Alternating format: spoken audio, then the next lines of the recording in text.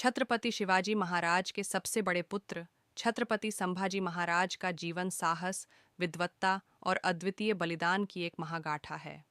उनका जन्म 14 मई 1657 को पुरंदर के किले में हुआ था। उनकी माता सईबाई का निधन तब हो गया था जब वे केवल 2 वर्ष के थे, जिसके बाद उनकी दादी राजमाता जीजाबाई ने उनका पालन पोषण किया और उनमें राष्ट्रप्रेम व धर्म के प्रति निष्ठा के संस्कार भरे। बचपन से ही वे अत्यंत बुद्धिमान थे और उन्होंने मात्र 14 वर्ष की आयु तक संस्कृत, मराठी सहित लगभग 13 भाषाओं पर महारत हासिल कर ली थी और बुद्धभूषणम जैसे उच्च कोटि के संस्कृत ग्रंथ की रचना की थी। अपने पिता शिवाजी महाराज के साथ वे आगरा के ऐतिहासिक अभियान पर भी गए थे, जहां उन्होंने मुगल कैद से भागने की चतुराई और साहस का परिचय दिया।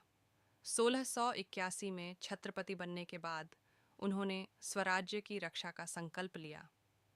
उनके 9 साल के शासनकाल के दौरान मुगल सम्राट औरंगजेब पूरी ताकत के साथ दक्षिण को जीतने के इरादे से आया था, लेकिन संभाजी महाराज ने उसे एक भी किला जीतने नहीं दिया।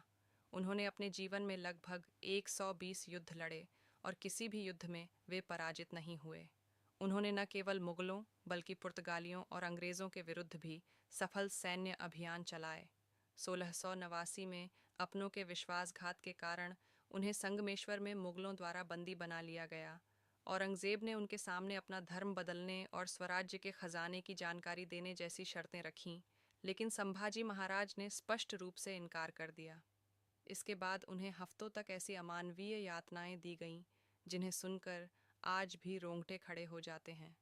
उनकी आंखें निकाल ली गईं, नाखून उखाड़े गए और शरीर की खाल तक छील दी गई। इतनी पीड़ा के बावजूद उन्होंने अपना सिर नहीं झुकाया और 11 मार्च 1689 को वीरगति प्राप्त की। उनके इस महान बलिदान ने पूरे मराठा साम्राज्य में ऐसी ज्वाला प्रज्वलित की कि अंततः मुगल साम्राज्य का पतन निश्चित हो गया। उन्हें आज भी धर्मवीर के रूप में श्रद्धा के साथ याद किया जाता है।